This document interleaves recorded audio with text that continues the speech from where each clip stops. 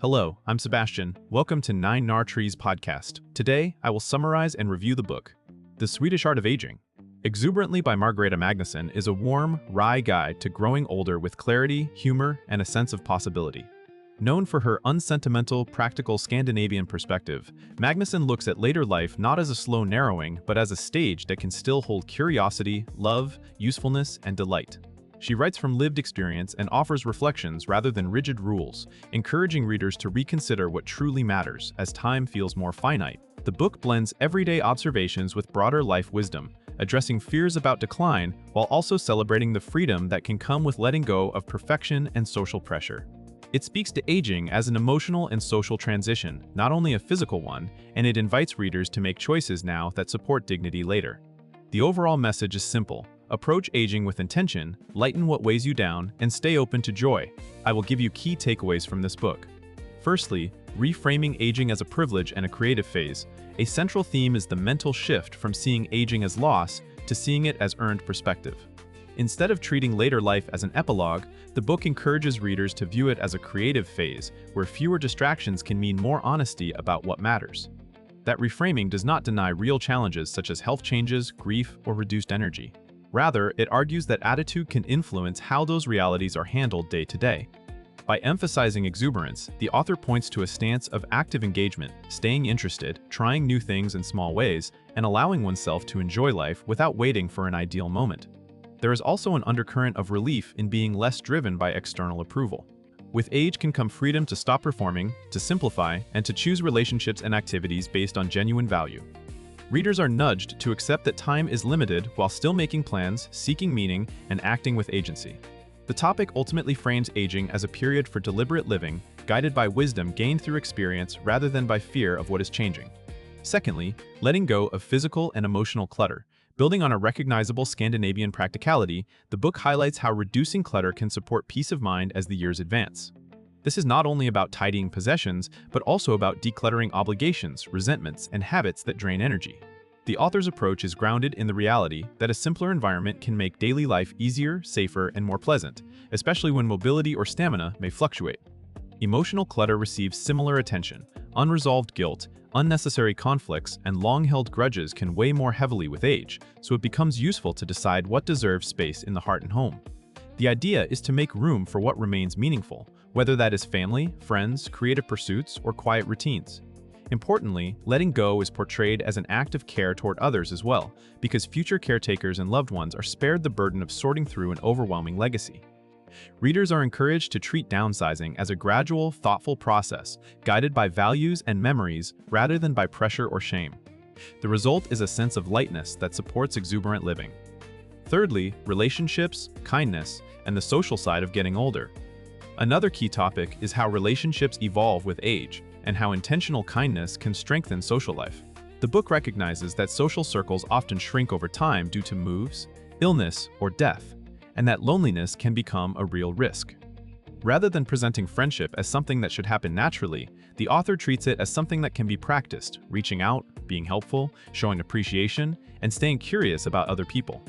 Family relationships also appear in a realistic light, with attention to intergenerational dynamics and the need for honest conversations. Aging can bring role shifts, where older adults may need help in areas they once managed alone, and the book suggests that dignity is supported when expectations are clear and communication is direct.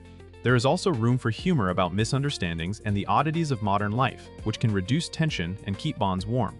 In this topic, the message is that exuberant aging is not only an inner mindset, but also a social project. Connection, small acts of care, and the willingness to adapt help maintain belonging and purpose. Fourthly, facing mortality with practicality and gentle humor, the book addresses death not as a taboo subject, but as a reality that can be met with preparation and a steady tone. By acknowledging mortality openly, the author normalizes conversations that many families avoid until a crisis occurs.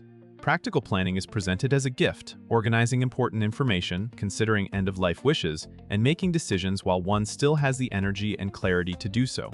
The perspective is not morbid. Humor plays a crucial role in easing fear, allowing readers to approach heavy topics without paralysis or denial.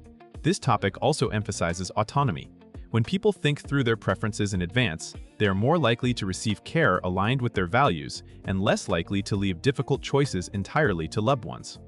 readers may also recognize an ethical dimension. Preparing can reduce stress for family and friends who might otherwise have to guess what was wanted. The overall idea is that acceptance can coexist with joy. By making peace with the finite nature of life, readers can prioritize what is meaningful now and live with more presence rather than with background dread. Lastly, daily exuberance, finding joy in small rituals and imperfect days. The final major topic is the cultivation of everyday joy through simple rituals and realistic expectations. Exuberance here is not constant excitement, but a deliberate openness to pleasures that are available in ordinary life. The book encourages noticing what still works, what still tastes good, what still makes one laugh, and what still feels beautiful, even when bodies change and schedules slow down. This includes permission to do less, to rest without guilt, and to choose comfort and meaning over proving productivity. The author's tone supports an approach of gentle experimentation, new routines, small adventures, creative projects, or learning that fits one's current capacity. At the same time, it rejects the pressure to turn aging into an inspirational performance. There is room for sadness, fatigue, and frustration, and the point is to meet those feelings without letting them erase the possibility of a good day.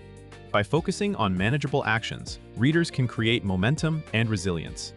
The topic suggests that exuberant aging is built from repeated small choices, such as reaching out to someone, preparing a favorite meal, or making time for a walk, a book, or music.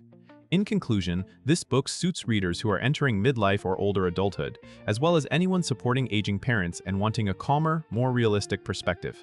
It will appeal to people who like practical guidance paired with humor, and who prefer thoughtful reflection over strict self-help programs. The biggest benefit is how it helps reduce fear. By reframing aging as a stage that can still hold freedom and joy, it encourages readers to act now, simplify what feels heavy, strengthen relationships, and make sensible plans for the future. These moves can improve daily life immediately, not only later, because they reduce stress and clarify priorities. Compared to many books about aging that either romanticize it or focus narrowly on health optimization, this one offers a broader life view. It emphasizes meaning, social connection, and emotional steadiness alongside practical preparation. The author's Swedish sensibility keeps the tone direct, unsentimental, and comforting, which can make the advice easier to apply. It is worth buying if you want a companionable voice that validates the complicated parts of aging while still showing how to live with lightness, agency, and genuine delight. If you would like to support Margareta Magnusson, you can buy the book through the Amazon link I've provided in the podcast description. After reading the book, please let me know what you think and share your thoughts. See you around.